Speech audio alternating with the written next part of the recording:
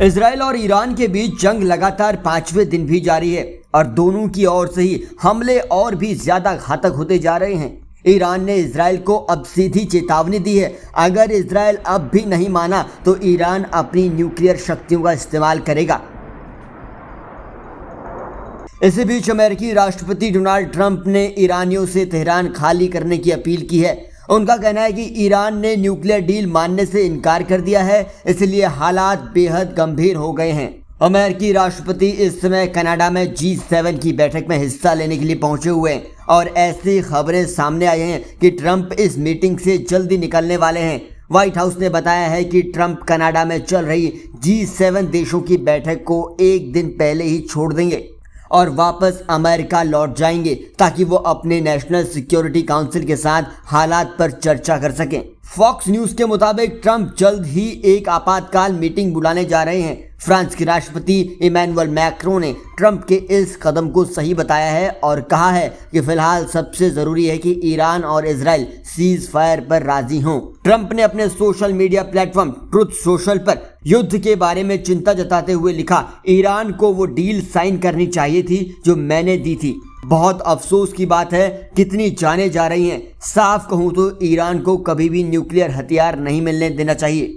मैंने ये बार बार कहा है, हर किसी को तुरंत तेहरान खाली कर देना चाहिए। देखा जाए तो ट्रंप का ये मैसेज और उनका G7 की बैठक जल्दी छोड़ना जरूर ही किसी बड़ी बात का संकेत दे रहा है। इस बीच ईरान भी अपनी जिद पर अड़ा हुआ है।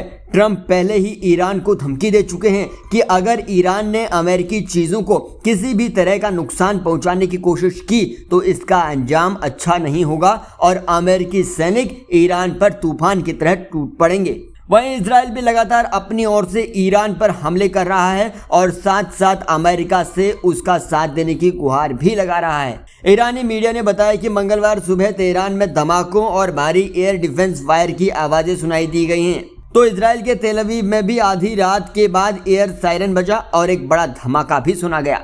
ईरानी मिसाइलों ने फिर हमला किया है। इस पूरे संघर्ष में अब तक ईरान ने 224 लोगों की मौत की पुष्टि कर दी है, जबकि इजराइल का कहना है कि उनके यहाँ 24 नागरिक मारे गए हैं। वहीं इस सब में इजराइल भी पीछे नहीं है। उसने भी देर रात ईरान के एक न्यूज चैनल पर हमला किया और ये हमला उस वक्त हुआ जब वहां की न्यूज एंकर टीवी पर लाइव थी और ये पूरा हादसा कैमरे में कैद हो गया।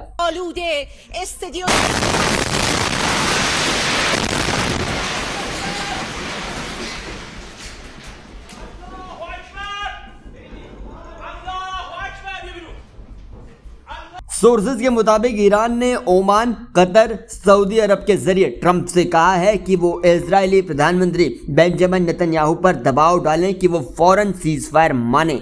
बदले में ईरान परमाणु बातचीत में लचीलापन दिखाएगा। ईरानी विदेश मंत्री अब्बास अराक्ची ने इस मुद्दे पर कहा है कि अगर ट्रंप वाकई में बातचीत चाहते हैं और जंग रोकना चाहते हैं तो अब वक्त है सख्त फैसलों का।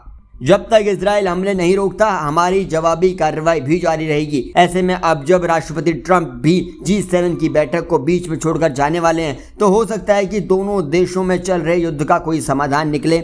लेकिन आप इस पूरे मुद्दे पर क्या राय रखते हैं हमें कमेंट बॉक्स में लिखकर जरूर बताएं। बाकी देश और दुनिया की खबरों को आसान भाषा में जानने के लिए जुड़े रहिए जनसत्ता के साथ।